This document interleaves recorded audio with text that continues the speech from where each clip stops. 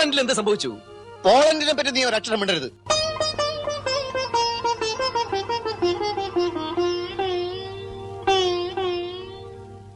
Hey, Catherine. Hi, Harsha. How are you today? I am really well, thank you. How are you?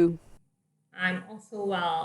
We have our second part about movies on the sea, the ocean.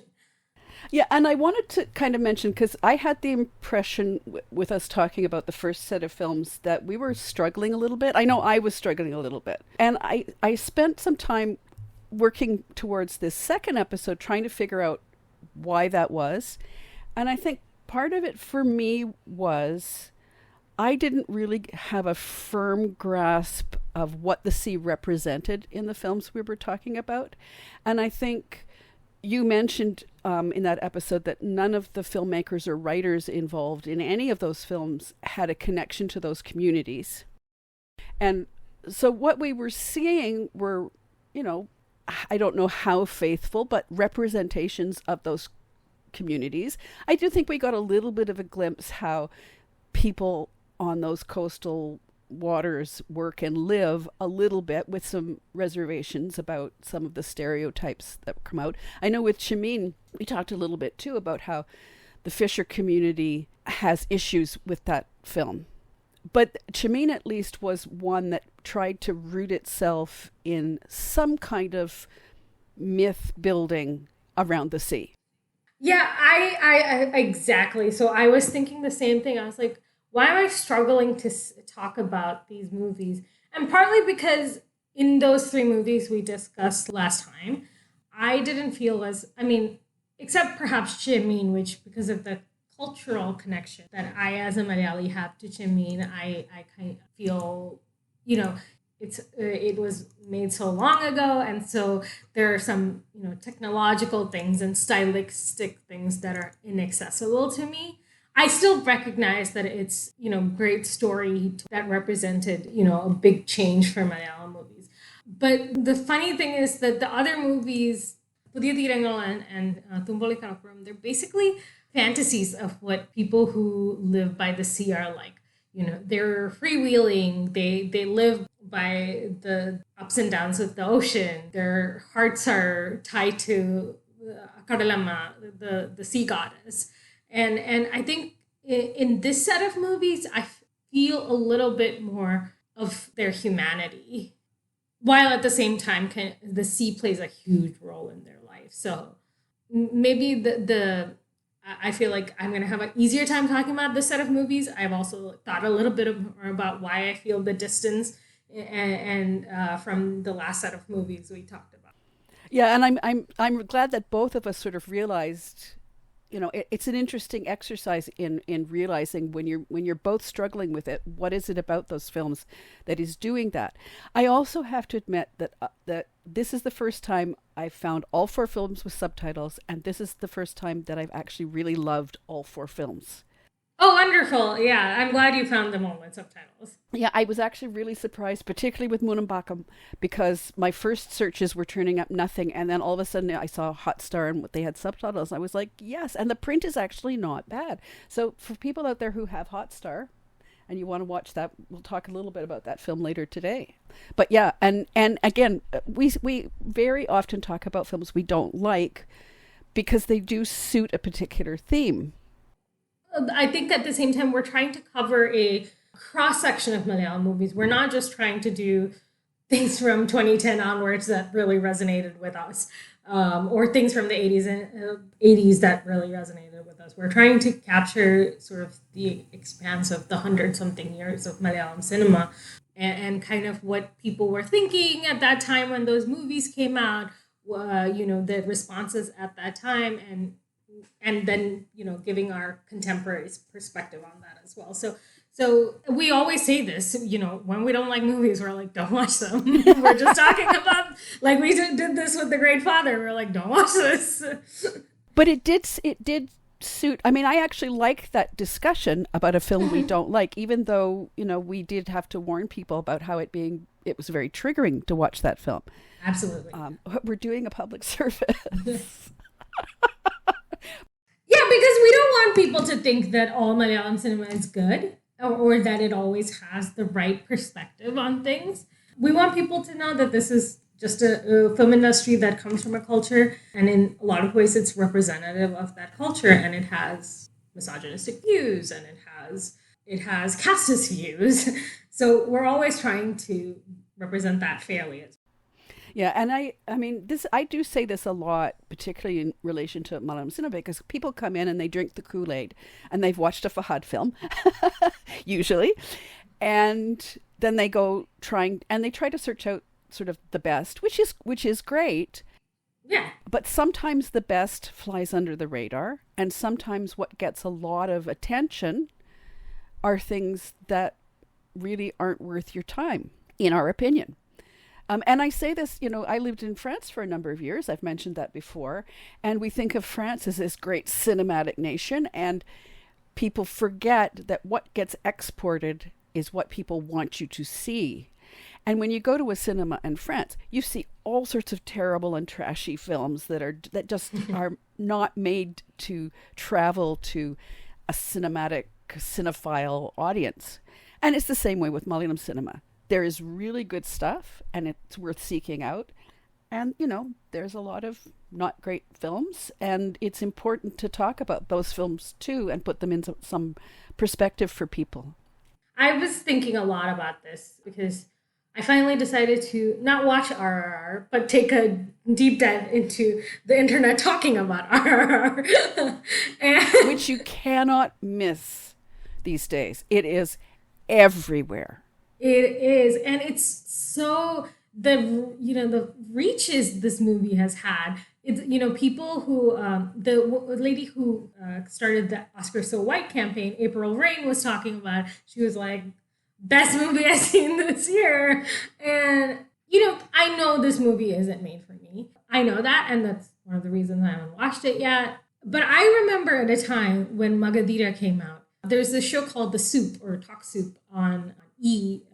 It was hosted by Joel McHale, and they would take clips of the Magadira and like the most crazy, like there's like a truck flip scene. Yeah, I remember. Yeah, so they take that scene and they would be like, "This is the craziest shit I've seen, bro." It was basically kind of making fun of it, but also like, but this is so out of the crazy. This is awesome type of thing. And so to see people more mocking than admiring to going more admiring than mocking, it's been such a journey, and a lot of context has gotten lost. And there are people who have written a lot about it, people talking about this sort of the Indian nationalist fervor this movie is playing into, which it doesn't mean that colonialism was a good thing, fuck the British, but the movie at this time is tapping into a lot of Indian nationalism, as well as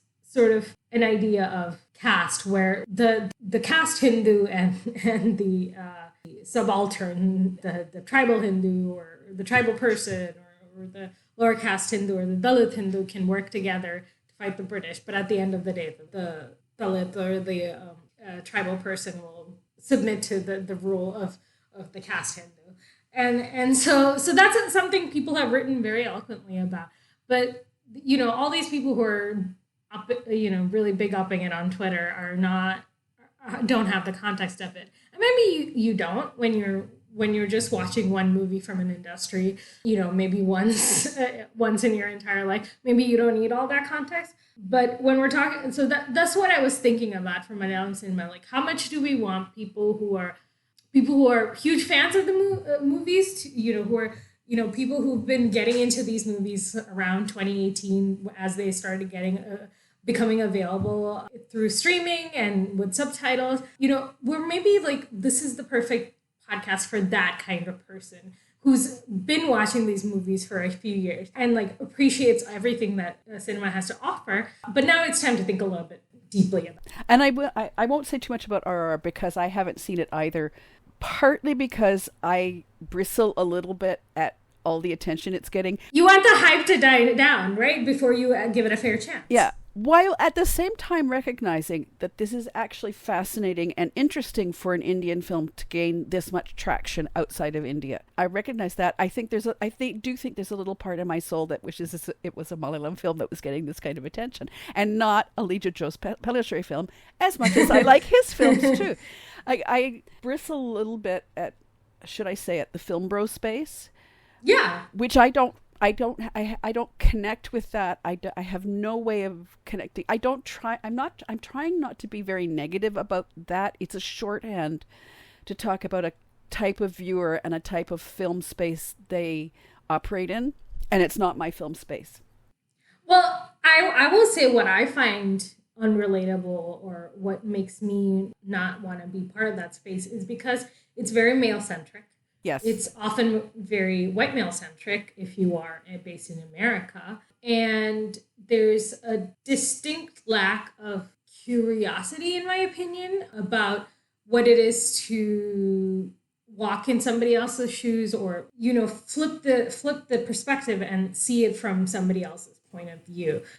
Yeah, I guess it's a lack of empathy. Sometimes I'm reading between the lines that about a lot of film bros. It doesn't mean they're all like that. It just means that this is not how I would prefer to watch movies. That is not how I watch movies. Yeah, and that's a much better way to phrase it than I did. So apologies to the film bros. If any of them are watching two women talk about movies, they're not. Well, maybe. And actually, you know what? When I do talk about what we do, I'm often emphasizing the fact that we are two women talking in a space that generally is very male-centric. Yeah. I like to think we're adding a different voice and a different perspective to the conversation. I mean, we just had, a back channel where I went on and on about Amala. And I'm fairly certain that's a space that normally I wouldn't be in. It's sort of the same kind of genre space that a film like RRR is. Big and massy and brash and bold and colorful, and, and sometimes I love that and sometimes I push back against that, and I never know which it's going to be. But yeah, now I'm rambling off in another direction. So we should bring it back to the sea. We should row this boat back to the sea. Can I tell you one thing, though? I am really happy about the buzz for NTR Jr. Only because I know, this is a very personal thing, is like, I know the kind of life he's had, being the son of a mistress in the Nedumudi family, and kind of working really hard to be accepted into this extended family. For him, of all these film kids, to be the one to get the Oscar buzz, I'm really happy for him. So yeah, and I think I don't want to sound like I'm dumping all over this or dumping all over this situation, because I have very mixed feelings, because I do love the fact that a film like this is getting attention. And I do love the fact that, the actors are getting some attention. I hope that for some people that sparks the interest to be curious and go further. Yeah. And I, it'll only be some people, like most of the people who are really into RRR now are not going to explore Telugu cinema any farther than RRR or maybe Rajamouli films. And that's okay. Yep. That's okay. But once you are into, don't think that is the entirety of Indian cinema. Yeah. We agree on that. Oh, and so also somebody, my Telugu friend corrected me on the way I pronounced Telugu. She said, you say Telugu, which is my melding of the way Malayalis say Telugu, which is Telunga, and the way Telugu people say Telugu. So yeah, no after Telunga. For any Malayalis listening who have been mispronouncing it along with me. Yeah, she was like, you say it wrong. And I was like, all right. Now you know how I feel, Harsha. Yeah. I guess you must have listened to the wild way I've been saying it all these episodes. And now I catch and listening to the old episodes and I'm like, I'm mispronouncing it. She probably heard me saying this. So we've rambled all over the place today. But we are still talking about the sea today. Yeah. And a reminder for everybody, there are spoilers. And I don't think I have anything content warning wise, because I've been trying to catch that and at least put it in show notes and share it with people, but I'd like to, if we have concerns, if we ever have concerns and we don't realize it while we're recording, we will catch it afterwards. And if people have concerns, I will put it in tweets and it will be in show notes. So yeah, we have tried our best, after we, maybe it doesn't occur to us during the recording, but once we re-listen to it during the editing process, we've definitely caught a few things. So I had offered up a suggestion for an order for films today, because when I watched them and rewatched them, this kind of felt like a logical way for my brain to go through them. So I've suggested we start with Amaram, directed by Bharatan from 1991. Yeah, is this the first Bharatan film we've talked about? We Yes. get Bharatan and Patmanaj in this episode. What a treat. And we get Loitaras as well, because he wrote this film. Yep. Like we're going for the heavy hitters today. Yeah. This is a classic of Malayalam cinema. It's if you are going into the full repertoire of everything Malayalam cinema has to offer, this is definitely one you should catch. And it's about a fisherman, as a lot of these movies have been about. It's about a fisherman who is a father raising a child alone. It seems that his wife died in childbirth or very soon after, and this child is the apple of his eyes, and he wants to make her a doctor. He is very focused on her education. She's about to pass her SSLC exam, which is the 10th board exams that people in India take. And that's kind of the big exam that people do in high school. At that point, she has to pick sort of a lane, a science or literature or one of those, science or humanities, one of those focuses for 11th and 12th, which is at that time was called pre-degree.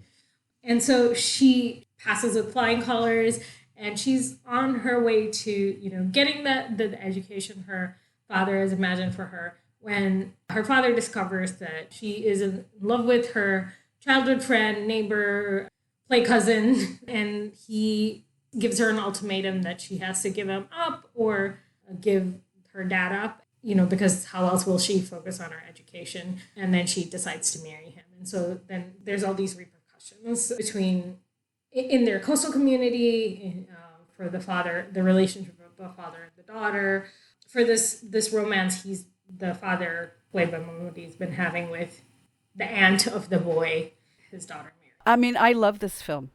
It's on YouTube with some funky subtitles, which are better than no subtitles. So, and I will put a link in the show notes for that for anybody who wants to watch it. But I really love this film. And I love it in part because it's like the contrast to the films we watched in the first episode, devoted to the sea. You get a really firm grasp of this community. It's very familiar from having watched the other films, And Mammootty's character's insistence that his daughter is not going to be one of these women who takes the catch and sells it off. That she is smart and he wants better. Part of his reasoning for why he wants her to be a doctor is there's no doctor in this community. Which is very often the case in isolated communities like that. We had a couple of films here in Canada, one out of Quebec that was remade in English, and it's the English title is Seducing Dr. Lewis, and the French was, I think, La Grande Séduction, and it's about an isolated coastal community who needs to attract a doctor into the community. So this is an issue for this community, and it's especially an issue because, as you pointed out, his wife, her mother, dies very soon after giving birth to her. Without a doctor who will attend to her. Yeah. So I really liked sort of how it gave us a glimpse into those kind of concerns in a community. And I also, again, coming from a family of sort of working class immigrants, I really connected with this idea that one generation wants to work hard and educate the children so they will have a better life and that they will have a life that will contribute more to their community as well. So I really connected with that. I will admit that there was a point where I was frustrated that she chose to throw it away at first. Because there's a lot of talk about Raghavan, the young man she marries. There's a lot of talk about how he kind of pushes back about, why should she have to be educated? Isn't it enough that, they love each other and they're together? There's a little bit of pushback like that. But in the end, she does go back to school. I've always had a hard time with this movie, and part of it is this whole teenage love aspect of it, because actually the father, played by Mammootty, he has some funny ideas as well, where, he's saying, why, if you're around your friends from your pre-degree college and I'm, wearing my dirty work clothes, pretend you don't know me, because he wants her to go beyond and almost cut her ties with this community. And that is unhealthy. And she cries when he says that. She's like, just because you're wearing dirty clothes, do you stop being my father? And he wants to keep her in this bubble where she's well educated. She's around people who are well educated, not working class people like him.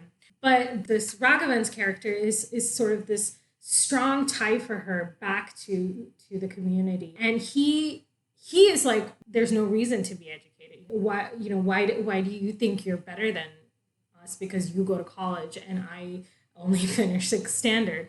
He's almost like a archetypal teenage boyfriend who wants to keep, when I'm watching this, I'm like, he's kind of, in American terms, he's the guy who wants to stick around his hometown, go to a community college for an associate's degree while she could be off, going to Harvard or something. And he's like, no, don't go. Stay in the hometown with me. And, don't spread your wings. Repeat the life that, our parents had here.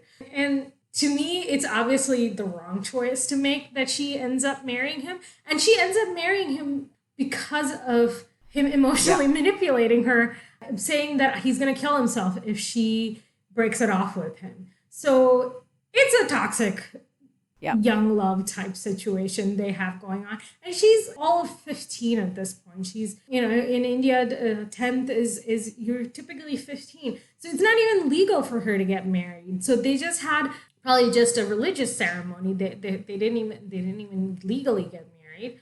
And, she abandons her education because he tells her to. Eventually, he sends her back to school because her dad kind of taunts him, saying, you don't have enough money to send my daughter to school. That's why you're not sending her. And then he's like, I make a plenty of money and I'm going to send her to school. And it's so stupid. I have always hated Reddy's character in this movie because he's just such a dick. But, I mean, when I say I love the film, though, I do love the fact that there are these tensions at play. Whether you like them or not, whether you agree with them or not, you can see that there's an effort to construct tensions that make you think about these positions, because neither Mammootty's character nor Ashokan's character are right. All right. And there's this poor girl caught in the middle of all of this. And she's obviously smart. She likes studying. She's good at it. But she also says, when the sisters ask, what path will you take? She's like, I will take whatever my dad wants me to. She doesn't even have the agency to say, I'm good enough to do any of this, so I will choose this. I was thinking the way he's kind of pushing her out of this community, the father, pushing her out of this community, wanting her to be among the betters as he perceives it. I do think it can be profoundly isolating, because imagine what her life is where she's going to school. It might be around people who are middle class or upper middle class. And, they don't go into this in the movie, but you can see how she might feel excluded by those people, or they might judge her, despite the fact that the nuns are very appreciative of the fact that the father is a fisherman who aspires to give his daughter, bigger opportunities. It might not be that other children at the school treat her the same way. And I think that is one of the reasons, sort of reading between the lines in this movie, that she clings so much to Raghavan or Raghu, her boyfriend, is because, he's something solid. The actor is like a decade older than the actress, but they're supposed to be the same age. And so he's a peer who kind of understands where she's from. And I kind of wish some of her moral dilemma was delved into a little bit more in this movie, because it is very centered on Achuti's sacrifice and the pain he's experiencing from losing his daughter, but also then this community who has turned their back on him because he's not blessing this marriage between these two young people who everybody thinks are meant for each other. Yeah. And as challenging as it, I wondered how old she was too, because I couldn't get a grasp on that, but I thought maybe she must be late teens, but 15 is young. But I can see why she would make the choice to go with this marriage, as you've mentioned, because he represents a kind of stability and a link to the community she's from that her father is trying to deprive her of. As well-meaning as he might be, it's still not great for her. Yeah, and I've also thought about, kind of thinking back on the path her father has set on her on, where she becomes a doctor and then she marries a doctor maybe. It has to be a doctor from the kind of background she is in, because India is very casteist and classist. So a middle class or an upper middle class doctor's family is not going to bless a marriage where a daughter-in-law is from the fishing community. And so her father might not have, in all his dreams for her, might not have considered what her adult life would look like, that it might be lonely, that she might not find a partner. And at 15, 16 or whatever, she might be already seeing that future ahead for her.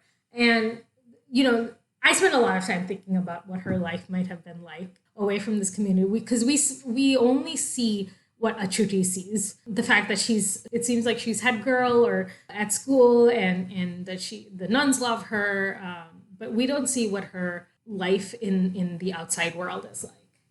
Yeah. I do find this film profoundly sad in so many ways. In part because of some of the things we've been talking about. In part because the community literally gets torn apart. These two families in particular get torn apart. You mentioned the relationship that Mammootty's character has with the aunt in the other family, and that is completely destroyed. And yet there is a little bit of admiration on Achuti's part for Raghavan. Yeah, a lot of his initial negativity towards Raghavan, well, he was pretty negative towards Raghavan. Like, it was very clear even before he realized they were in love with each other that he looked down on Raghavan for not going to school, for not pushing himself the way his daughter was pushing herself in school.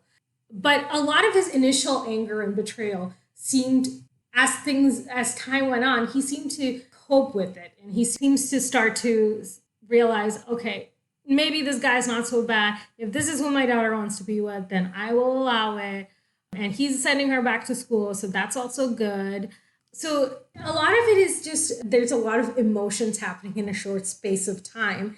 And, you could see a future where families kind of, make amends towards each other, because in the heat of the moment, you end up saying things you don't necessarily mean. But, part of the issue here, though, is in order to prove himself, Raghavan tries to go out to capture, I guess, a shark. Yeah, a hammerhead shark. And when he goes out, Mammootty goes out as well. And at first, his character is kind of dissing him. Like, oh, you're not doing this right. You're not doing that right. You have to do this. You have to do this. But then he ends up sort of grudgingly admiring the fact that he's actually proving himself more capable of capturing this shark than he thought. But it's also the thing that sort of causes the biggest rift in the community, where Achu comes back and Raghavan doesn't come back.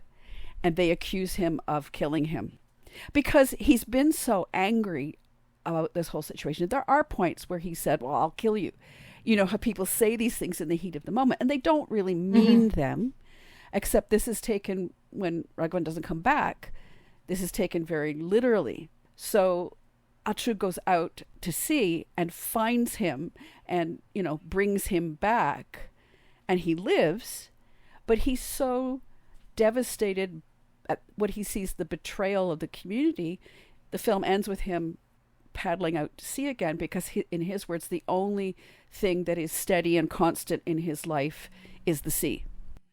So can I ask you, when he goes out to the ocean, do you think he's going out there to die or going away from his community? Because I watched this as a kid and I understood it to be a sad ending, but watching it from my adult eyes now, I perceived it as this is a man who's very overtaken with emotion. He's just going to go out to sea and chill out for a little bit, and then he's going to come back and deal with his daughter. That is how I perceived it now, because that is what you do as an adult. Your disappointments don't last very long. You cope with them as well. They The come. ending it's a very open ending, and I think it's open to a number of interpretations. And the first time I watched it, I thought, okay, he's going out to die. And the second time I watched it, I thought, as you did, no, he's going to chill out. I mean, he makes that speech about the sea being the only thing that's supportive and constant in his life, but that doesn't necessarily sound like a speech you'd make if you were just going to go and die at sea. Yeah, because he's also talked about how earlier in the movie he talks about how you can go out into the middle of the ocean. He asks Murli's character, "Have you ever been out to the open ocean by yourself?" And Murli's character says, with nobody to talk to, what are you going to do out there?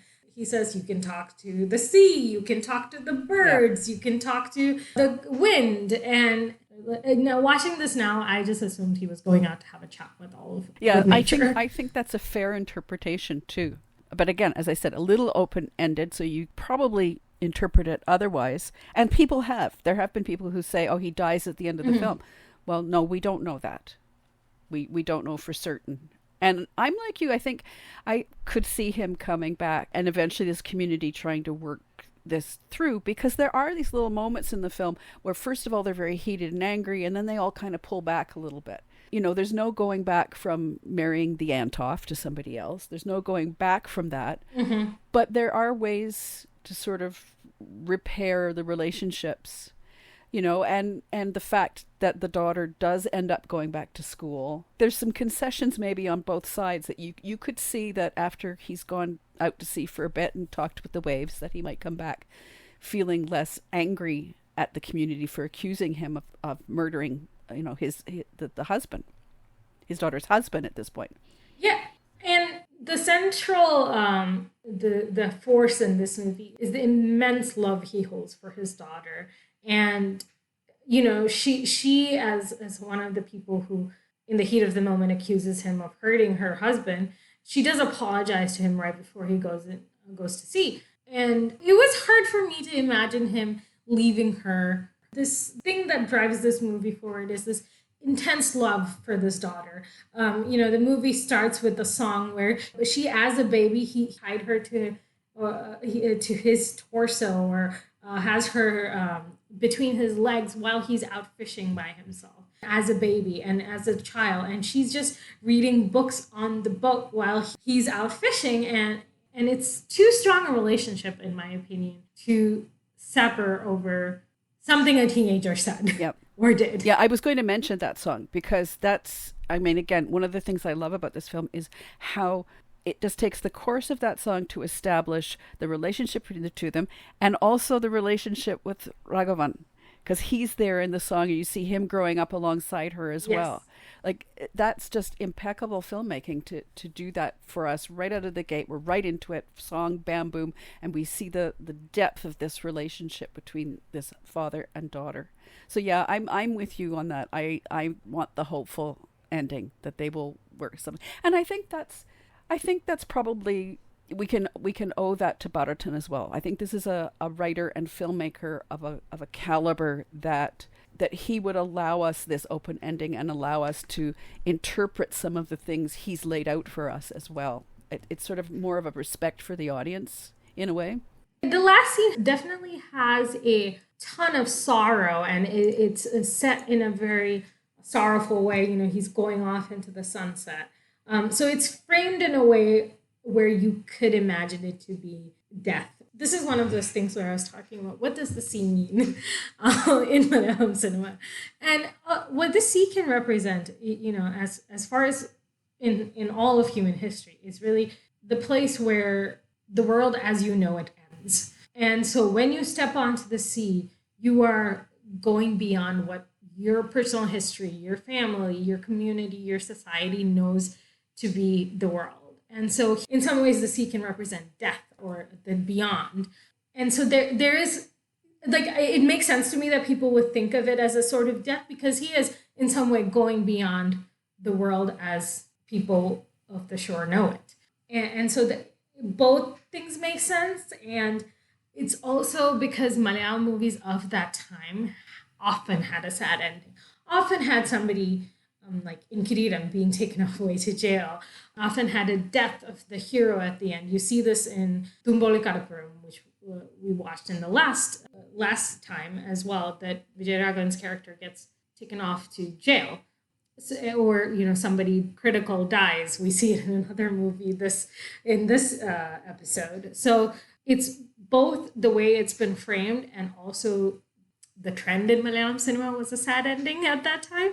It just doesn't track with my understanding of the characters and the story. And I fall much more on the line where you are after watching it a couple of times. And that's the thing about a film like this. Like, it's a pleasure to watch it several times and look at things from different perspectives and think things through.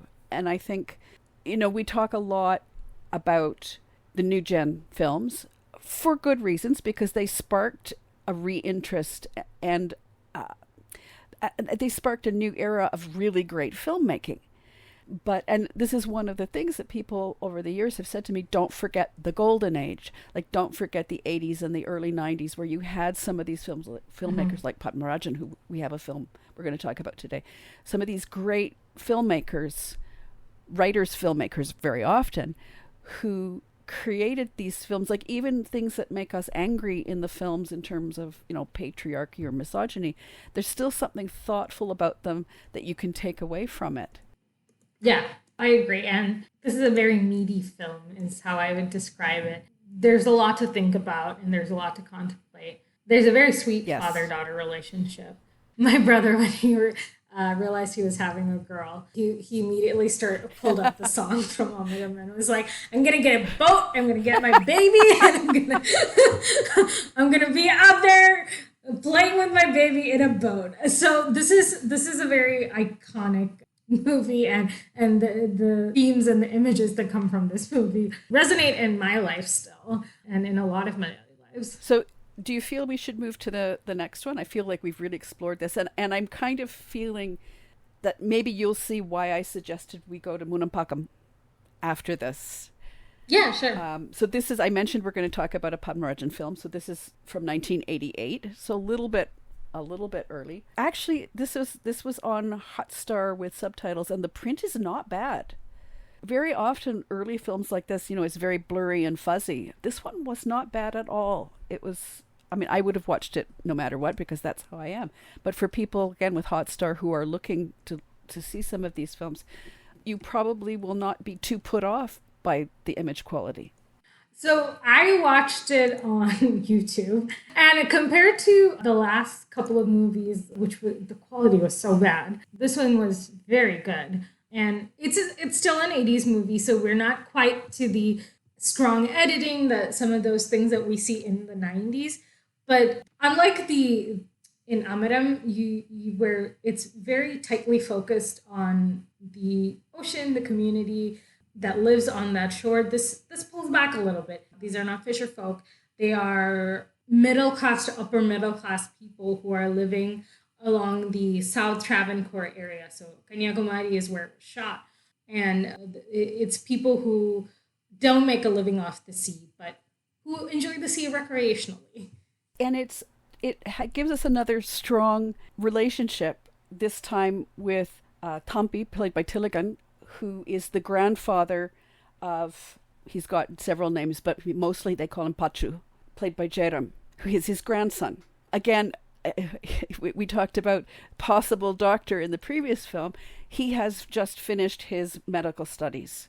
And we also have a song establishing this relationship between a really, really lovely, Thilakan is so enthusiastic and doting, and it's really lovely, this relationship between the grandfather and the grandson. Thampi is retired as an accountant from the Indian Railways, and his son has died. The son's wife is living in Mumbai, but he still has this strong relationship with his grandson. And having sort of finished their studies, the grandson writes a letter to say that he and several of his friends are going to come to visit. And Tampi is so excited at the prospect of this. You know, they're redoing the house, they're building latrines just to make sure that everything is ready for these young men when they arrive. And as you point out, this is more the sea as recreation. And almost at points I thought this is almost shot with like a female gaze on these young men as they, you know, loaf on the beach and they frolic in the water, and they're in their tiny little underwear. Yeah, it's I mean, in some ways I sort of get shocked because I don't expect it, because things are much more, I don't even know the words I'm searching for. Like I'm not finding it offensive. I just find it's a little more, I can't even find the words. It's I'm trying to understand what you're saying, to be honest.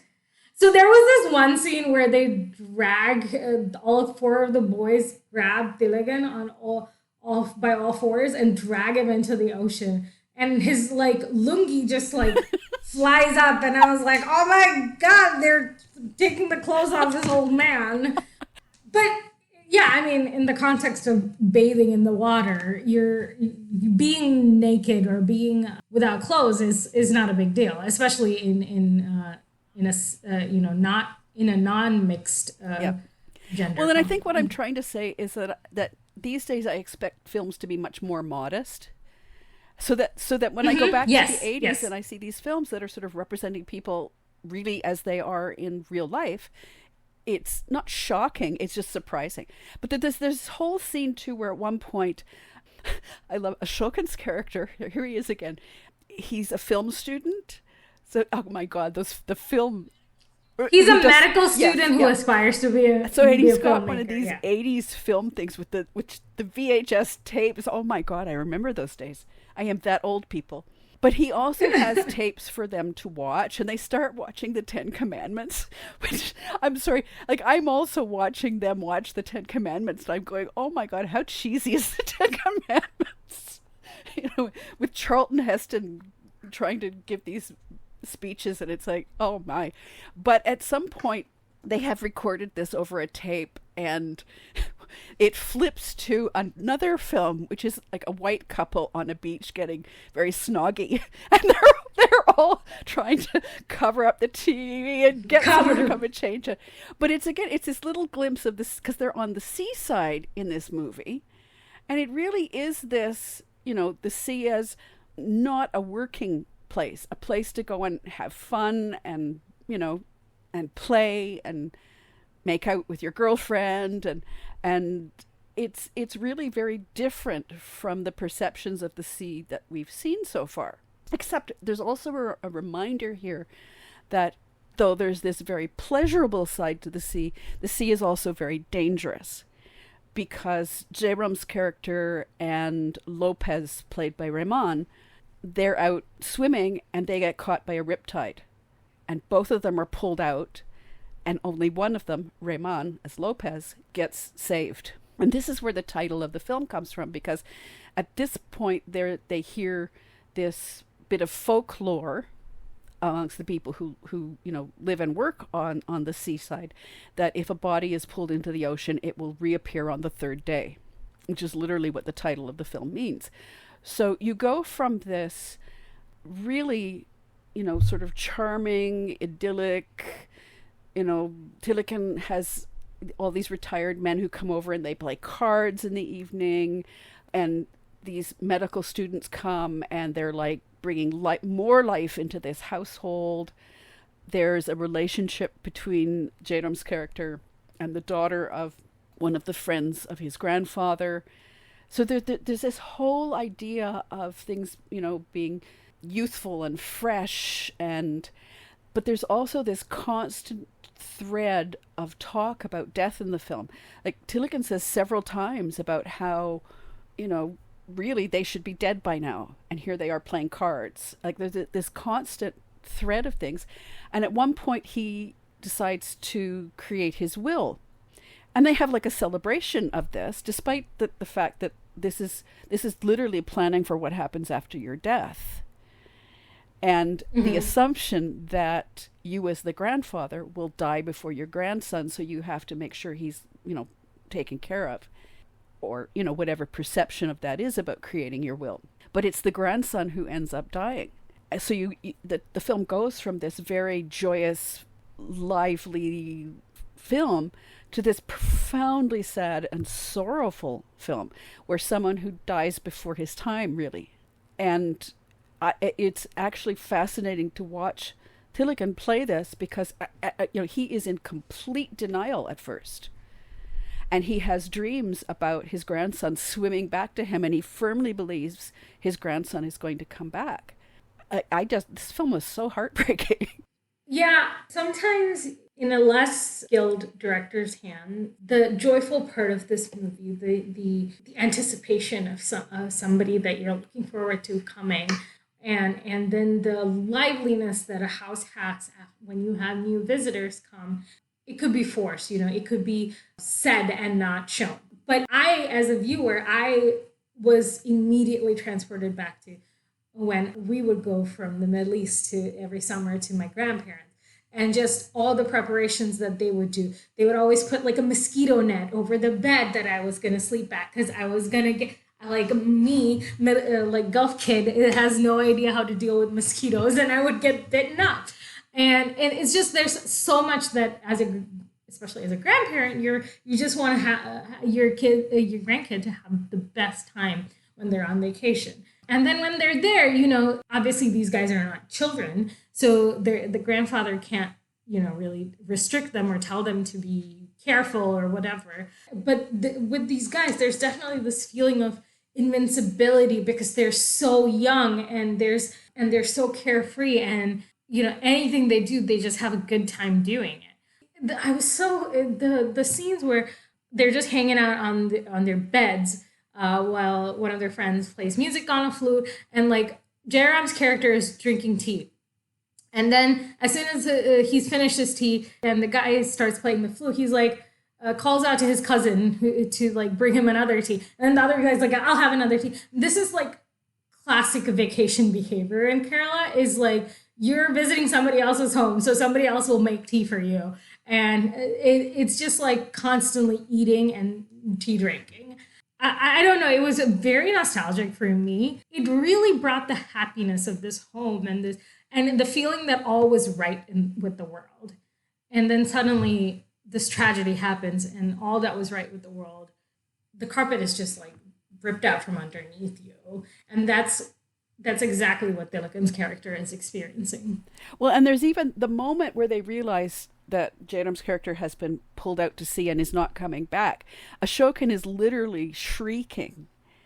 And it's very theatrical. And I think in another film it wouldn't have worked, but for me it really worked. It was this complete and total representation of the devastation this moment is in all of their lives. And, you feel the guilt of Lopez, who is the one who survives. And there's sort of, at times, Thilakan's character is incredibly, sometimes he's very forgetful because he's so drawn into his own head in this grief, but he's also incredibly generous with Lopez because he doesn't want him to feel guilty. It's like you see this grandfather going through all of these emotions. You could literally go through, the stages of grief and see the ones he's in, where he's in denial, where he believes he's going to come back, where he gets angry. And at one point he puts up a sign on the beach warning people about the tides.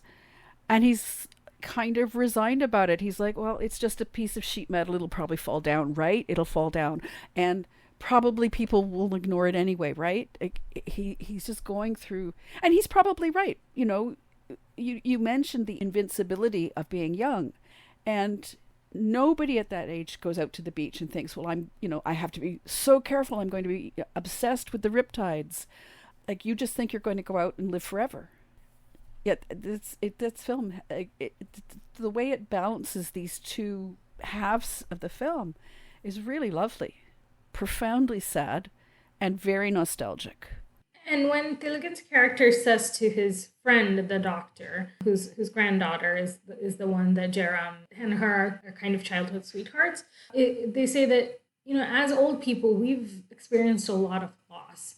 And it's up to us these young people, they don't know loss yet.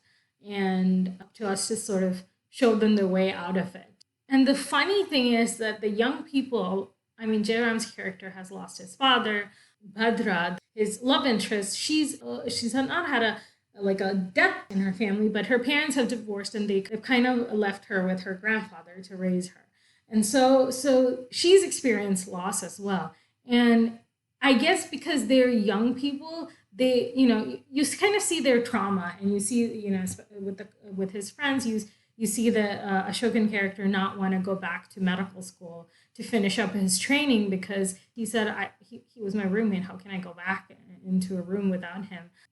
But it's Thilakan at the end of the day who just cannot find a way out of his grief, because he says earlier in the movie, if you think about it, he's my only blood relative in this world. My son died, my wife died, and he is my last connection to my family. He has a great niece who's a distant relative of his who lives with him, but he's probably the only real relative who he has. And so he just cannot find his way out of that grief. And it's so tragic. It's so tragic because he's been chugging along, he's been chugging along with all the losses he's had, with the loss of his wife, with the loss of his friends, with the loss of his son. But this was just one loss that seemed to have broken him. Yeah. And you probably realized that why I connected it to the previous film, that both of those films end out with their main character going out to sea. The previous film, very open-ended. This film, they're doing the funeral rites. Yeah, and he walks out into the sea. So you typically float the rice into the water, but instead of just floating the rice into the water, he walks out and commits suicide along with funeral rites for his grandson, and it's so sad. It is. Yeah, I'm going to start crying now, and some of it is how the film has been written and constructed, and some of it is like Thilakan. I don't have enough ways to say how wonderful he is as an actor.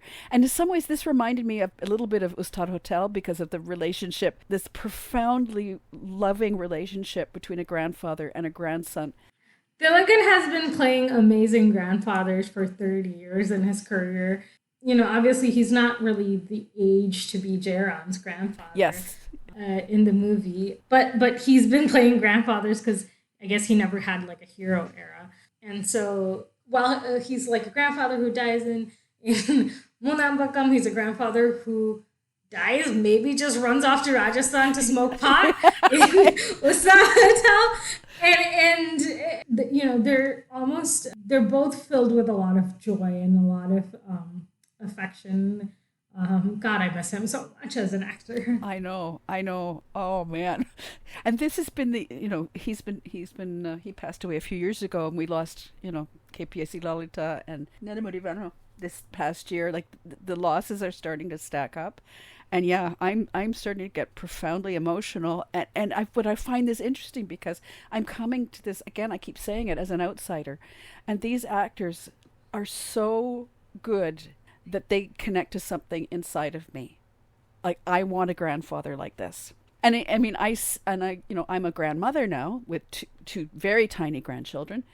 And there are some days where I think, oh my God, how can I be that old to be a grandmother? And yet there are days when I'm just like, I will dote. And my husband is even more doting. And like, I have to kind of pull him back a little bit and say, you can spoil them, but you can spoil them too much. Yeah. And he's like, no, you can never spoil them too much. So I see those connections in a character played by Thilakan. I can see that those emotions are right and true. The moment where he's going through all the cheesy cards that his grandson has given him over the years. The fact that he would save those cards. I mean, I'm, the same way with my niece, because we're very close to her, and I have saved all the cards and all the drawings she's done for us over the years. And it's just, like the between the writing of that character and the portrayal of that character, you just, like, no matter what culture you're from, you can really feel those emotions and that connection. Those emotions feel so lived in and true. Yeah, I'm sitting here. I'm laughing out loud, but my eyes are very weepy. But again, like, I'm so excited that a film like this is now available, because 10 years ago, people would say, "Oh, watch this by Padmarch and watch this with this," and I couldn't find them, and now they're becoming available. And there's this, I'm feeling like there's another box of candy of Malayalam films that I can access, and they're so profoundly beautiful. And I'm rambling now, but yeah, Jayabharati, just as a side note, Jayabharati plays Jayaram's mother in the movie, and I kept getting struck by how much she looked like Vidya Balan, and I was just shaking my head and going, "No, that's Jayabharati." And there's something about her performance in this that's very soulful. The way she shows up is a woman who's just been beaten down by loss. You know, there's a part where Thilakan is trying to comfort her. He's still in this denial phase where he thinks his grandson is going to come back. He said, "I gave you my son, and God took him away from you. He gave you his son. You are not such a big sinner that God would take him away as well." And it's just, she doesn't understand what he's saying, because she's just accepted that loss is a huge part of her life, and she's just beaten down by it. And you know, there's this thread in this movie where they talk about the fact that Jayaram's character, Pachu, and his mother are not very close. They occasionally exchange letters. And me filling in the backstory is that this woman has gotten so used to loss that she's too afraid to embrace her son too tightly, because, you know, there's some part of her that feels that she's going to lose him too. Yeah, and it's a very small role, because she only shows up, and the whole with Thilakan and the doctor trying to figure out how do they possibly break this news to her. You know, on the one hand, we have to call her. On the other hand, how can we call her with this news? Yeah. Like, these moments. And a moment later in the film where she's talking to his friends, and she just wants to know if he ever thought about her, if he ever said that he loved her. Yeah. How profoundly sad for this woman. Yeah, that was one of those the scenes where she is talking to Kaz and Ajit and the other friend, is where she's asking, did he talk about me? Did he love me? Yeah, I think that's one of the hints I got, that this is somebody who is too afraid to ask her own son. Yeah. Do you love me? Are we close enough? Because she was just so afraid of the loss. And yet, like, in such a small role, in such small moments, we learned so much about her. Yeah. Like, that's, you know, again, that's the skill of the writing and the filmmaking and her portrayal. Like, it's the coming together of all of those things. I don't know if we've sold this to people who are now going, "Oh my God, this is too sad." No, but the majority, I would say, it's only maybe in the last half hour, 45 minutes, where things become sad, because the majority of the movie is filled with life and joy and pranks and things like that. And so it's a very joyful movie in a lot of ways as well. It is, and it, you know, in some ways it is very realistic, because this is what life is. You know, you have these moments that are so fun and so joyful, and you have your sorrows, and you can't prevent them happening. And somehow you have to learn how to go on, and sometimes it's so profoundly hard to go on that you can't. Like, there's just so much of life in this film and how it represents it. Like, it's just, I love it. When I was watching the end credits, I did notice that there was a separate crew for the underwater scenes, which I thought was very interesting. You know, obviously that makes sense that you would need somebody with expertise in shooting underwater. I think the last name was Rane. It was maybe a person called Ajay Rane, which means that they got a crew from Bombay to come shoot the underwater scenes. And so there is a trope in film tropes. There's something called symbolic serene submersion, which kind of does come into this movie a lot, where people are underwater. And, you know, we see this in movies where people are in water, is this feeling of escape, is this feeling of things quietening down, of, you know, some sort of peace. But at the same time you're struggling to breathe. So underwater scenes can often represent both an escape, but also a great deal of turmoil that maybe you're trying to escape from. So we see interesting shots. I mean, I would say they're not obviously technically that great, but for what this movie is, in the time period that it is. But I really did like the underwater scenes, and we actually do see a lot more underwater scenes in one of the other movies we're gonna talk about that I really love as well. I'm a big fan of underwater scenes and that trope that I just learned about called the symbolic serene submersion.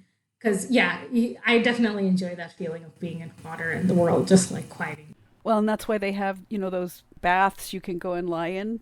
I don't even know what they're called. It was a big thing for a while where you would go like submersion tanks or. Oh, okay, yeah. Sensory deprivation tank? Yes, is that exactly, what it is? Okay, exactly. yeah, Where you go inside and they cover it up and you lie in the water and you just relax. Less relaxing in this film. Certainly. Yeah. And very much, representative of that turmoil and that struggle. Hard to watch in that way too. I will say that, but also, as you said, sort of very meaningful for this film. Actually, I was going to suggest we go to the Dr. Bija film next, but what you're saying kind of connects us to Ajit Pillai's film. We can talk about the Mosayile Kuthira Meenukal next. Yeah, let's flip that a little bit because. And I'm going to say this is one of the harder films to find, unfortunately, and probably because this is the only film he's made. We were discussing sort of back channel. We don't know really what he's up to these days, but it's not making movies. He seems to be working in advertising. Yeah. We both follow him on Twitter. I think he followed my old account back, and I think he follows your account. So shout out Ajit Pillai if you're listening to this, man. We love this movie a lot. And I have written about this movie. I will recommend this movie. If you want to see this movie, though, you can find it on YouTube to rent or buy with subtitles. So it is available. It's also apparently on the Sun Next streaming service. I'm going to assume that's without subtitles, though. But if somebody has that streaming service, and you don't need subtitles there, but YouTube has them for rent, for buy, with subtitles. And both of us love this film and are going to say, please go and do it. Go watch this film. As Catherine and I were talking, the title is a tongue twister, and you actually most people wouldn't know what it means, but they have a conversation in the movie about the seahorses of Mosa, which is what the title refers to. The movie is actually very bifurcated because you start off with the story of Asif Ali, who is Alex, who's the youngest son of this family where the men are very proud of how many kids they have. And so he's the last of this huge family. And his parents die because they had him when they were so old. Then he has some siblings, and he's just like this young guy left by himself to figure the world out on his own. He's out partying and doing crazy stuff, and then he gets into trouble with the law. He goes to jail. He has a relative who's one of the wardens, and he's basically like taunting him. He's his nephew, actually. Yeah. Played by Jojo George. Yeah, by Jojo George. And Asif Ali's character makes a break for it from jail. And as he's breaking out of jail, there's another guy who's breaking out of the jail along with him. And then this movie takes a complete flip. Where Asif Ali's part was drenched in like dark colors and sort of like representing the hedonism of his life, everything becomes light and airy when you get to Akbar Ali's part. Akbar Ali is played by Sunny Wayne. And Akbar Ali, as much as Alex has no aim in life, Akbar Ali has one aim. And it's to get back to his hometown of Lakshadweep. And we kind of find out why he wants to get back there. And it is to grant somebody a divorce. And we, as Alex kind of travels with Akbar Ali, he kind of tells the story of this beautiful romance with with a girl called Isa, played by Swathi Reddy, who I really like. And I wish she did more Malayalam films. Every Malayalam film she's been in, I really like her a lot. And she was in one of my favorite Telugu movies, which is Ashtachemma, which is based on Born of Being Earnest. So she's a delight. And she's in these light abayas, and she wears these like pretty hijabs. She's shot beautifully in this movie. And obviously Lakshadweep is beautiful as well. And how does Alex end up finding his aim in life, and how does Akbar Ali kind of get to his goal, which is Isa? I mean, I keep saying I love this film. You keep saying you love this film. It's one of these from 2014. So we're getting into this period where we've got definite new gen style, and it's very much there. There, as you pointed out, sort of two threads that come together. And I mean, even the little complicated details, like, Joji George being the nephew, but the warden in charge of the prison, and they assign him his prison uniform, and his number is 14. The lot of little tiny details. When he's trying to figure out how he can escape from prison, he's told the story of these other guys who escaped from prison, and it's literally the film's season with Mohanlal.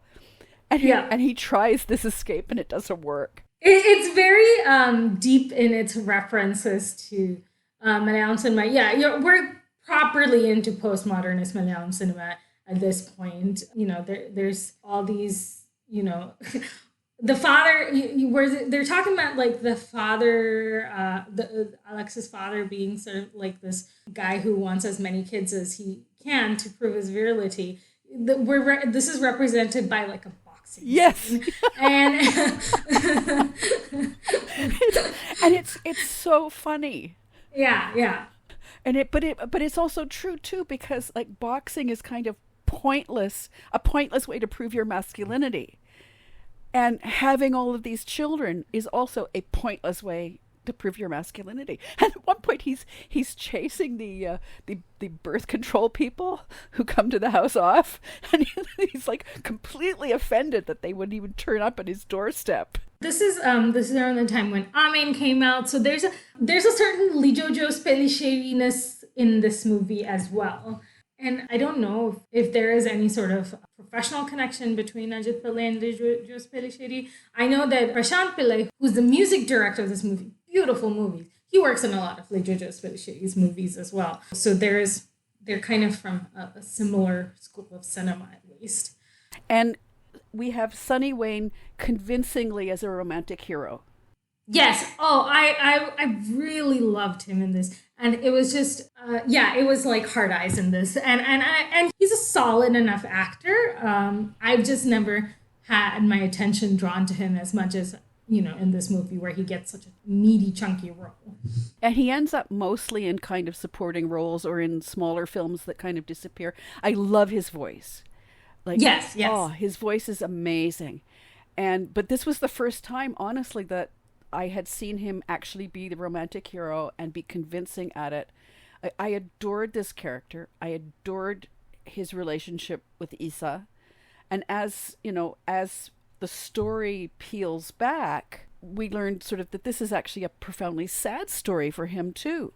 And one of the things I wanted to mention too, we're talking about the escape and the sea, the fact that they escape through tunnels and then end up in this world of light, end up in this beautiful election. This is like rebirth for both of them. Exactly. That's what this is. And, this is the Sia's mother, the Sia's giving these two men a second chance, or a chance to find out, for Alex to find out what his purpose in life is, and for Akbar Ali to complete his purpose. There's some specific beliefs about the sea that are tied into this movie. One being that whatever you take from the sea, it'll take it back. No questions asked. And so that kind of creates a through line in the movie where, Isa tells Akbar Ali that whatever you take from the sea, you'll have to give it back. And so at one point, Akbar Ali in 2022 parlance is a bit of a simp for Isa. She's like in love with some other guy, and he's so willing to do whatever she wants him to do to be happy. And so her potential love interest kind of gets him into this illegal business of hunting for whales. And there's a beautiful scene with like very Life of Pi, Yep. Ang Lee inspired scene where he's whale hunting, and basically that's what he ends up in jail for. And then Issa's husband gets all the money, but none of the legal repercussions of whale hunting. But he doesn't get all the money though. Because no. there's a case of money that we discover is missing. Yeah. Okay, and there's also like a complicated Islamic tradition, which is that a man cannot remarry a woman unless she's been married to somebody else in between. So basically, Akbar Ali becomes this middle guy for Issa to remarry her husband again. And so that's why he has to get back to Lakshadweep to give her talak, to divorce her so she can remarry her husband.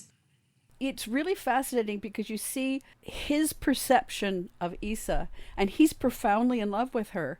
And is it about the interval point where she turns to him and says, "Will you marry me?" Yeah. This is our twist.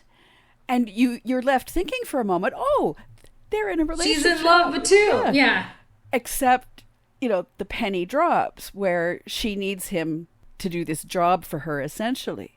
But it also comes out, too, as they go back and as Alex is trying to pull out the threads of this story, it also comes out that Akbar Ali realizes what a loser her first husband is. Mm-hmm. He's a dreadful guy. And there is the speculation that he chose to sell the whale in a particular place where he knew he'd very likely be caught.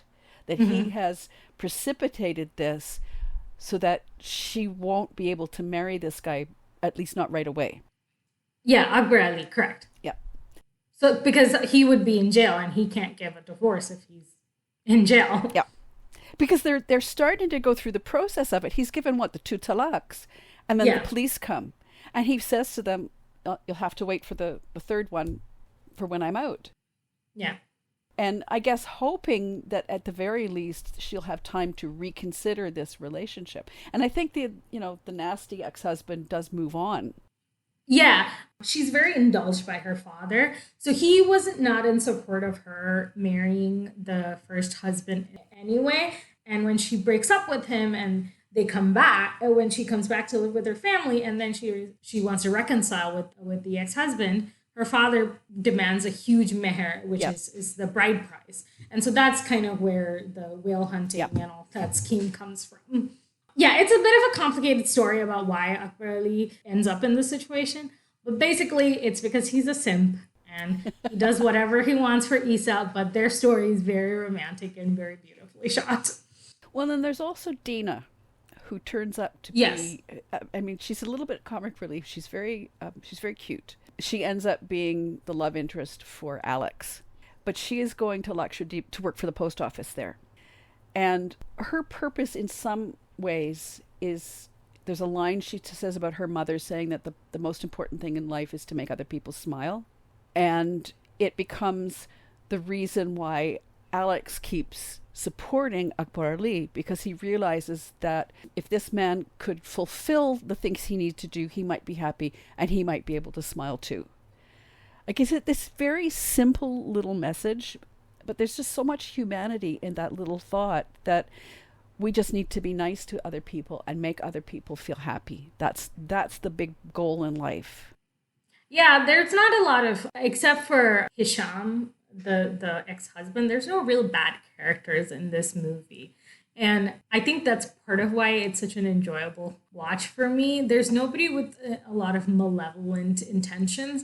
I mean, there's people who are negligent, who are a little bit self-centered. I mean, Alex is definitely self-centered, but everybody is kind of nice, and it's shot in this beautiful location. I think around this time there were a lot of movies being there are a couple of movies being shot in Lakshadweep, Anarkali being another one. Yep.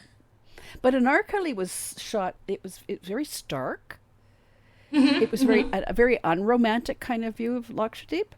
And quite honestly, with this film, I went, oh my God, how can I go to Lakshadweep? I mean, I can't. Me too. This isn't the movie that, I mean, I can't go to Lakshadweep, but Maldives, which has a lot of cultural connections to Lakshadweep. I really wanted to go ever since I watched this movie, and this was a huge part of it. Obviously, the Maldives is also going to be underwater, like in a couple of decades. So it's also, this movie, in some ways, because it is shot in Lakshadweep, it makes you think about this island and how at mercy of the sea it is. Often, I feel the subtext of it is also about the fragility of that landscape and how it can get taken back into the sea because it came from the sea after all. And I think that kind of plays a lot into the maybe fatalist viewpoint of the people who live along the sea and on the islands, that they're very much at the mercy of the sea. And that connects to something in Moonam Pakkam too, because I got thinking as well at that point that the only time we really see, people, coastal people, fisher people, people who live and work in that community in that film is where that little thing about the third day, the body will wash up on the third day. And, and they are desperate to get a search crew out, and people are like, just wait for the body to wash up. And it's that same fatalistic view of people who live in this kind of environment. There's also the thing Akbar Ali says at one point about having not realized how beautiful the place they live in is. Yeah. Until he saw it through the eyes of a tourist he was guiding. Like, first of all, I'm going, which tourist got to go to Lakshadweep? Because I know, I looked this up. It's really almost impossible to go to Lakshadweep. Yeah, and it is hard to get a license to shoot there as well. Yep. So I'm sure it's somebody who did it illegally. Tell me how, I want to go. No, but even when they're getting on the ferry to cross over, when Alex goes to buy a ticket, the problem is he has no identity. And without any identity, he can't even buy a ticket. Yeah. They end up, what's the word I'm looking for? Stowing away on the boat. Yeah. And I love how they end up. And Akbar Ali pushes Dina into the backwaters. And in the furor to go and get her out, he and Alex sneak onto the boat. It's like this poor woman. She's already having misgivings about going in the first place, and she ends up pushed off the dock. And even little things like, being seasick on the ferry journey. Yeah. Like, I'm reminded of taking the ferry to Newfoundland to go visit my family.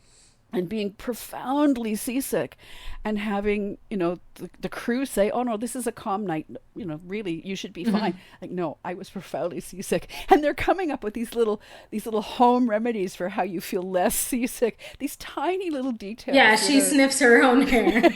And then she offers some to him to sniff. And he says something that she finds a little offensive, and she takes her hair back. Like, these tiny details that make you really connect to these people. They have a whole conversation about her shampoo too. This is one of those movies where being Muslim is not problematized at all. And, sometimes, not so much recently, but I think sometimes people look at the hijab and people who are not Muslim feel anxiety, feel some sort of like civilizational anxiety because women in Kerala did not wear hijab until the Gulf migration started. So this was, they would wear what was the tattam, which was like barely covered your hair, but it was like a piece of cloth that sat on your head. And definitely the abaya is all, the hijab is one thing. And then wearing a full abaya, I've even heard Muslim friends be like, that's going too far. Hijab is one thing, and wearing a full abaya.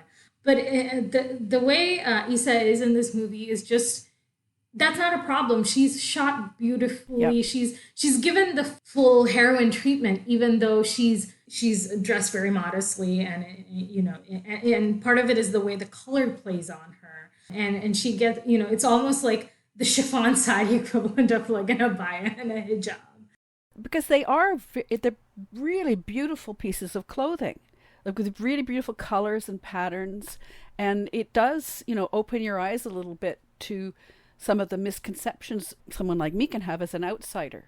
I remember watching a film about return of someone to Afghanistan and sneaking in on a truck, and all of these women wearing their hijabs. And underneath, they were all, faces made up and nails painted. They were just sort of hiding it all. And, there are these misconceptions that Muslim women don't do these things that many other women do. And that's not the case. And it's really good to break down some of these biases that we can have. And I guess the way the two female characters are also portrayed, Dina is supposedly Christian. And in the sort of language of Malayalam cinema, Christians are much more centered than Muslims. And Muslims are kind of marginal characters. So the fact that Dina is the comic relief while Isa gets the full chiffon sari treatment is also makes this movie very unique in a lot of ways. We've seen this that happen in a couple of more recent movies in the last decade, but this is one of the first times and probably one of the more beautiful times where physically the hijab and the abaya have been made into items of beauty, as items of adornment. The way a sari is an adornment. Yeah, I mean, I'm sitting here thinking, as I often do when I watch this film, how sad is it that Ajit Pillai has not made another film beyond this? But on the other hand, profoundly grateful that he made this film. It's a treasure. It's a little bit of a gem. I really love this movie. No, and for the two of us complain about a lot of the films we watch. So we are sitting here gushing over this little film and hoping that anyone listening will go and watch it, because it does deserve it. And it's such an interesting counterpoint to some of the films that are constantly watched and mentioned online. I'm still amazed at the people who don't know this film's existence. And I, particularly as I'm out here going, watch this film every so often. But no, what a lovely film this is. And the song Akbar Isa, which is the sort of Akbar Ali and Isa's theme, sung by Preeti Pillai, directed by Prashant, her brother. Oh, so beautiful, so beautiful. I'm tearing up again because it's gorgeous, just gorgeous. No musical backing. It's just her. It's a little bit like, she also sang and he music directed Solomon Shoshanim in Amen, and it's a bit like that, but I like it a lot better. I mean, Solomon and Shoshana is a good song, but I love Akbar Isa. Yeah. Oh, how many more times can we gush about this film? I will take every opportunity to gush about it, though, because it is gorgeous. So should we move to the last film today? Yes. Which is directed by Dr. Biju. Akashanthinte Niram. Which means The Color of Sky. The Color of the Sky, yeah. Anybody who's watched a Dr. Biju film knows that it is a lot of vibes, not a lot of talking. I love his films.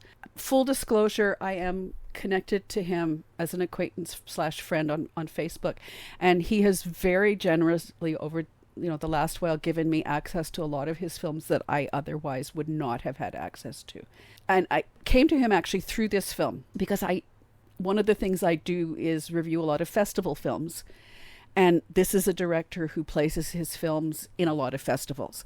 And I heard about this maybe at the Chicago Indian Film Festival, maybe. I can't be sure which one it was. And I started tracing it and found a DVD copy of it. And I fell in love. I think you're either going to get his style of filmmaking or you're not, I think. He's very interested in issues. What is the one with Suraj Ventramudu? Names unknown. I will have to go look up the Malayalam title, but he plays like a garbage picker. Oh, Perariyatava. I have seen people actually refer to that as poverty porn. I don't get that vibe from it. And I think it's because over the years I've connected with the idea of this director who feels very, very strongly about certain issues. And I love his films. So this one is actually, none of the characters have names. And it's set on Neil Island, which is in the Andaman and Nicobar Islands, which is on the eastern side of India. Yeah, eastern side of India. So Lakshadweep is on the western side, and Andaman and Nicobar Islands is on the eastern side. And a lot of parts of, as much as Lakshadweep is restricted, it's still a populated chain of islands, and you can say it's integrated into the economy of India. As much so, Lakshadweep is not as accessible, but there are parts of Andaman and Nicobar Islands that are forbidden for anybody to enter because there are indigenous people there who have not had contact with the outside world, and the concern is that their culture will be disturbed. There will also be like diseases might be spread to them. So there are some parts that are heavily patrolled by the Indian Navy so that people are not allowed to go into those parts. And people might be aware of an American missionary a couple of years ago who got killed by one of the indigenous groups because he was trying to come into their space, and that's against the law in India. It's also against the laws of the tribal people. There's all sorts of legal issues where a child that was born to a woman of the tribal area, but was fathered by a non-indigenous person, was killed by the tribe, and so then Indian laws don't apply there. They're protected because they have their own set of laws. In a lot of ways, the Andaman Islands are a liminal space where Indian laws don't apply in certain parts of the islands, not everywhere. But there's also, people who know Kalapani, there was a British prison there in Port Blair, which is the capital of the Andaman and Nicobar Islands. So as much as the sea is like a border, think of these islands as almost a liminal space between the sea as a human society. Well, and part of the point of setting it here, and it's not named. You go and you learn the information about where it was shot on like Wikipedia. But the point is that it's not named as an island. It's very isolated, and none of these characters have names. So we're ending up more as kind of a metaphor for the human experience in this very isolated nature. But it's the story of essentially a thief, played by Indrajith, who in the opening is very watchful of an older man, played by Nedumudi Venu. And he arrives at on shore in a boat, and he sells handcrafts. And then he buys things and he returns. And after watching him, Indrajith, as a thief, decides to accost him and steal the money he's got from selling his handcrafts. Gets on the boat with a knife, and the old man is sort of unperturbed and essentially says to him, "Can you swim?" Starts the boat, heads off, and he drops the knife. The old man throws the knife overboard, and essentially this very threatening figure is diminished as a threat because this old man just doesn't feel threatened by him. But he takes him back to this island that he lives on with a man who stutters, a young woman who does not speak, and a young boy. And the thief is incredibly angry and very destructive. And it's obvious that this is sort of a metaphor for a life that he's chosen that is destructive, not only to himself, but he's very destructive to everyone around him. Thinking otherwise, he gets very angry when Amala character doesn't speak to him. He doesn't clue in that she can't speak. He just gets angry when she refuses, in his eyes, to answer his questions. And he's very violent, and he tries to grab her, and the young boy throws a stone at him and whaps him in the forehead. So the others are very protective of her and protective of the space they have here. But all he can think of is, how do I get away? And he spends a good 3/4 of the film being really angry. At one point, a doctor comes to the island, played by Prithviraj, his brother. And the first thing he says to him is, "Oh, they captured you too."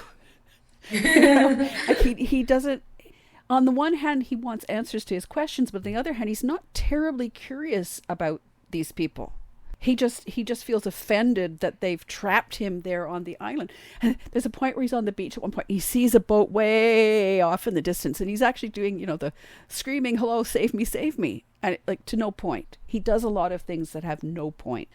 Gradually, though, he comes to learn that there's a community on another part of this island that is essentially older men who literally have been abandoned by families. And they come there, and it's kind of a safe haven for them.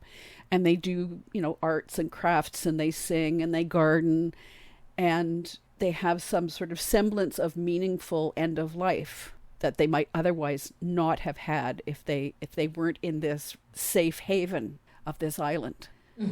I mean, and that's essentially the whole point of the film. Although, when the thief confronts the old man with, why am I here? Why am I here? Why am I here? The response is kind of fate. You're here because this is your fate, and you have to figure out what your real purpose in life is. Like, really, is it this, being a thief? Yeah, I didn't get this movie at all. See, and I said, you'll either get a Dr. Bijou film or you won't.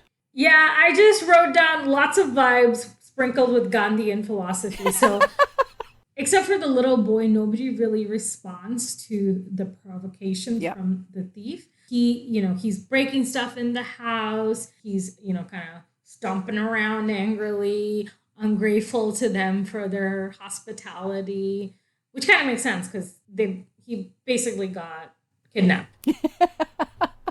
So he's just kind of a silent, sulky observer in their life. Yeah, and then he kind of learns to appreciate their way of life. That's about as much as I got. Yeah, but see, for me, it connects to some of the other things we've talked about today with these kind of experiences in the isolation of the sea being a kind of rebirth. He is given an opportunity to choose to be a better person. It's not a complicated idea. I grant you that.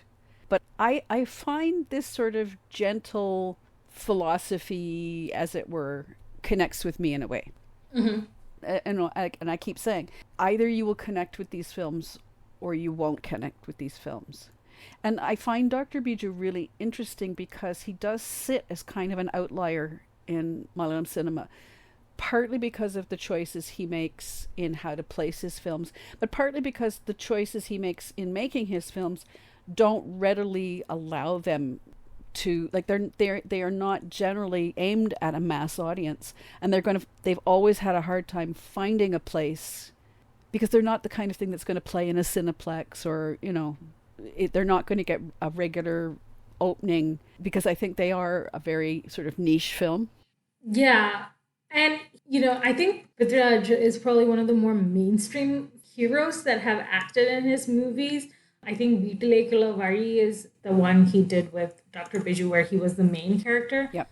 And he does often work with sort of people who are not the superstars, but, sort of the peripheral, like, Suraj Venyaramud and Indrans and Nedumudi Venu, Indrajith a little bit, but Indrajith also does a lot of artsy kind of movies in general.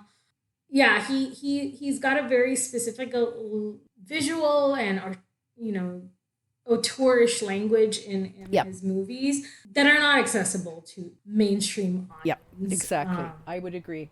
But then you have things like the late M.J. Radhakrishnan, the cinematographer, worked on quite a number of his films, and it shows. Like, they are gorgeous to look at. And after the death of M.J. Radhakrishnan, his son, Yedu, has now started being a cinematographer for Dr. Bijou. So he has this crew of people that he works with consistently that bring a certain level of quality to his films. And I mean, for me, I kind of admire that. His son plays the boy in this film, and his son is often, Master Gavardan, he's often in his films. When I was watching this movie, this made me think of something my dad said. He said, when I was in college, I watched a lot of art films, and I was like, what kind of films were those? He said, well, a man climbs onto a tree, he stares out at the tree, and then he learns a lesson about the tree, and then that's the end of the movie. And that's that's a little bit of what this movie is like. There's a man who goes to an island, he learns a lesson, and he decides that he wants to stay on the island. Yes. Keep living the life of these islanders. Yes, because he does make a choice. He leaves, the old man takes him back, but he makes the choice to come back. Yeah. So he does. And it's this difference between being forced to face your fate in life and choosing your fate in life. But I would agree with you. Like, this is definitely the space that Dr. Bijou works in. And if that is a type of film that speaks to you, go and seek his films out. But if you think this is not, these, I mean, I know the people who come out and say, I don't like art house films, I don't like festival films, because they are sort of messagey, or, you know, they try to be profound, or they definitely don't connect with a mainstream audience. So, you know, no going in that's what... What would you say that you found most appealing about this movie? The message, or was it something else? I like the fact that I'm not actually hit over the head with this message. The message is very simple. I just think there is a place for films like this that are very small, very quiet, that make me think about life, that make me think about an issue, and don't ask a lot from me, but I don't think that's really what I mean. It asks something different of me. And I think, you know, like, I do spend a lot of time reviewing festival films, so I have a lot of exposure to that, and it's a very different space to be watching in. And I find that very appealing. So it sort of fits in with my view of those kinds of films.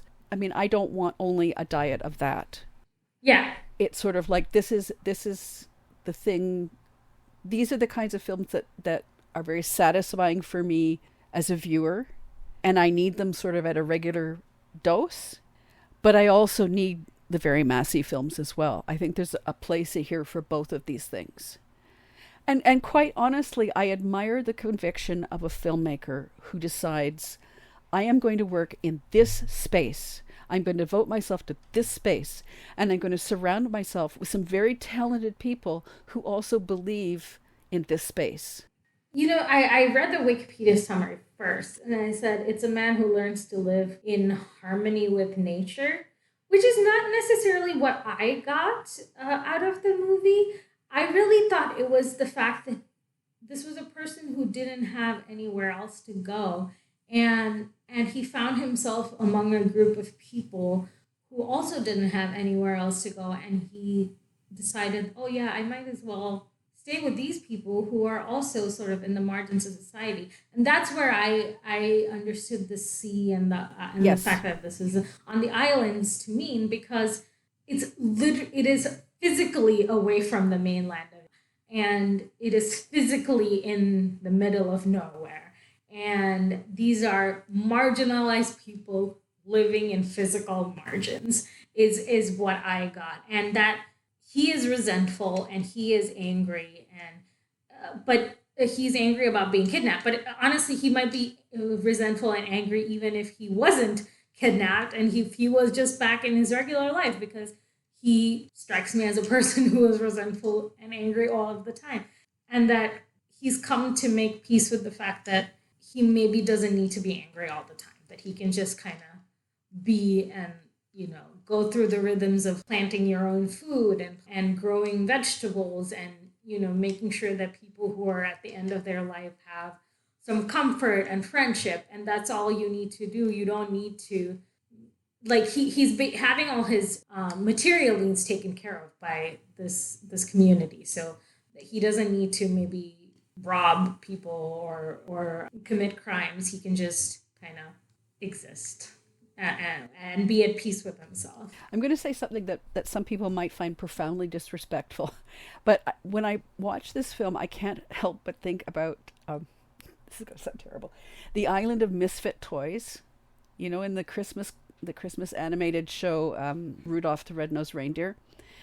Okay. There's a point where they go to this, it's called the Island of Misfit Toys, and they're toys with some sort of issue. They're not, you know, regular toys. They're dolls that cry, or, you know, something, they're missing an eye, or, you know, they're not quite right. But this island is a space where they belong, and where they learn that despite the fact that they don't conform to what a perfect toy should be, they're all right. And that's kind of the feeling I get with this, because everyone here, you've got these old men who are abandoned. You've got a man who stutters, a woman who is mute. Like, all of these people are people that we might say, you know, they don't conform to our standards of, you know, being able-bodied or this. And yet this island is a place where they live, where they thrive, where they look after each other. I see that as a much more positive message.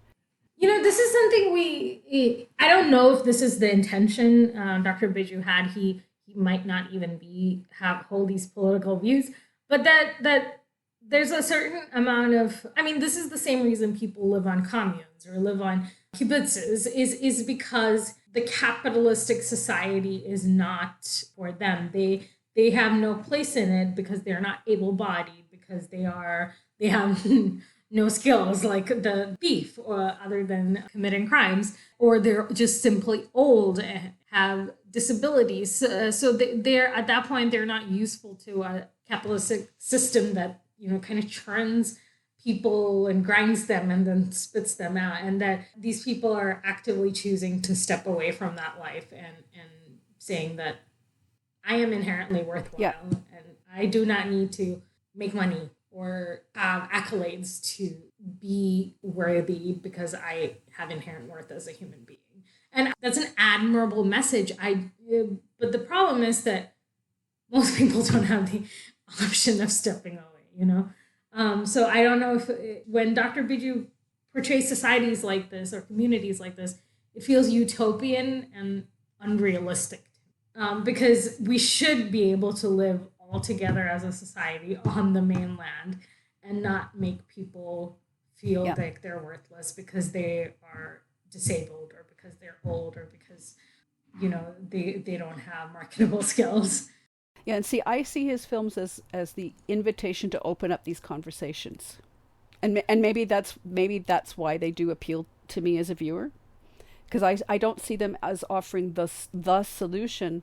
I see them maybe offering one solution, or maybe inviting us to talk about why are we abandoning people? Why are we putting people in a position where we're telling them your life is not valuable? We've seen that throughout the whole pandemic too. There are certain classes of people who have been abandoned because they don't fit into that, what's important in a capitalist model view. So as I said, I see these as invitations to open discussions and not necessarily give us every answer in every situation. I don't know if you feel this way, but there's a part of me that feels that like Charlie was a mainstream depiction of a lot of the themes in this movie. That it's obviously much brighter in color. That's one of the big differences. But there's almost the hint of people sort of withdrawing from society to heal themselves together. That theme kind of has percolated into a lot of movies that we saw come after. Mm-hmm, mm-hmm. And I think some of this wouldn't happen if you didn't choose this sea setting, if you didn't choose this isolated island. Again, I think of things like Lord of the Flies, where these boys, once isolated on an island, their true nature comes out. In that case, it's a very terrible and frightening true nature. In this case, we're being encouraged to let that's why maybe the Wikipedia entry that says you become one with nature, I'm with you, I don't agree with that.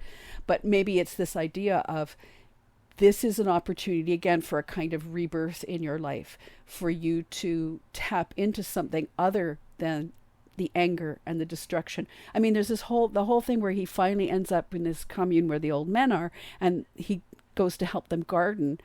And he's so violent with the tools, and they have to tell him how to, be gentle here with, like he's just at this point in his life, however he got here, and we don't know because he's nameless and we don't have his backstory. However he got to this point in his life, it's made him a very angry, destructive man. And because of this transformative experience on this isolated island in the ocean, he's given a chance to tap into something more positive in his nature. Like, I don't think it's very more complicated than that. And there is a principle in all sorts of religious philosophies and especially in sort of Indic dance and yoga and things like that is to hold in the moment, is to be at peace in the moment, is not to rush, is not to be impatient, i.e. being aggressive with the tools, and or to rush out of the situation that you found yourself in, i.e. being trapped in an island with people you don't know when you were planning to rob them, is to just be in the moment and to take in everything. And there's a lot of that in this movie, I would say. And there's and maybe there's a meta narrative that the movie doesn't need to be it doesn't need to have like a plot that's rushing forward. It can just be in the moment. It can just hang out in the moment and slowly sort of like peel back the layers of this island and see who else is on it. There's a home for old man. See, there's a doctor who comes by, and you learn all this information at the right time. Meanwhile, you as the protagonist are just supposed to be quiet and absorb and take in information. And I think the movie works in a very meta way, because I get the feeling this is how Dr. Biju thinks as a person. A lot of his movies have that quietness, that there's no rushing forward. There's no, there's a phrase that he uses: the narrative rushes forward, the narrative races. There is no racing of the narrative. No.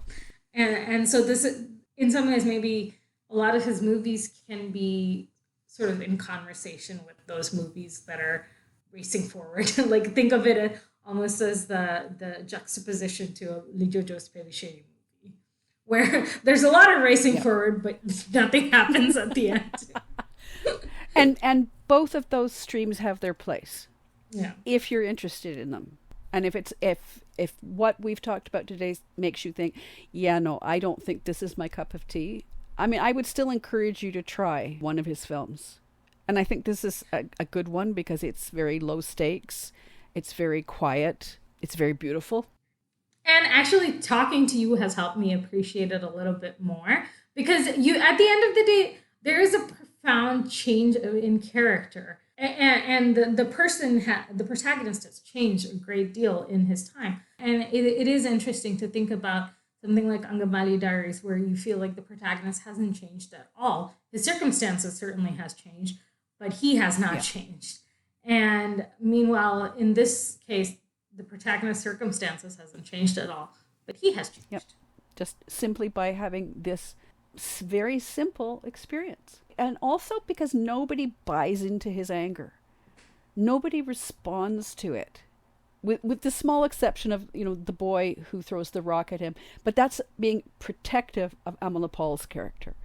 And also it's because he's a child, right? Yeah. So his emotions are much more on the surface than all the adults who are supposed to have learned to live life without impatience. And the rest of the adults just look at him and it's like, okay, you want to throw some things and break some things?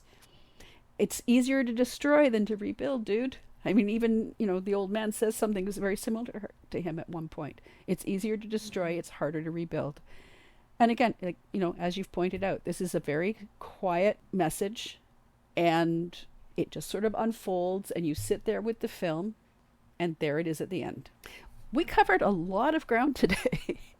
We did. and we went from feeling uncomfortable with this theme to, I think, being very much more comfortable with the direction we went in. Yeah, we did. And I can't tell if it's the time that, between the last episode to now where we got to do a little bit of thinking about it, or if it's just the different set of movies where we obviously had a lot more connection to some of the movies we discussed this time around. But it's been an interesting journey, much like a Dr. Biju film. And on that, maybe we should close off. Yeah, we'll call it a day. Paddle our boats out to sea and see what we find. Thanks for listening to the Polandine Patti podcast. If you like what you're hearing, remember to come back for our next episode and share our podcast with your friends. If you'd like to connect with us, you can email us at polandinepatti@gmail.com, comment on our YouTube channel at Polandine Patti Podcast, or reach out to us on our Blue Sky feed at polandine-patti.bsky.social. See you next time.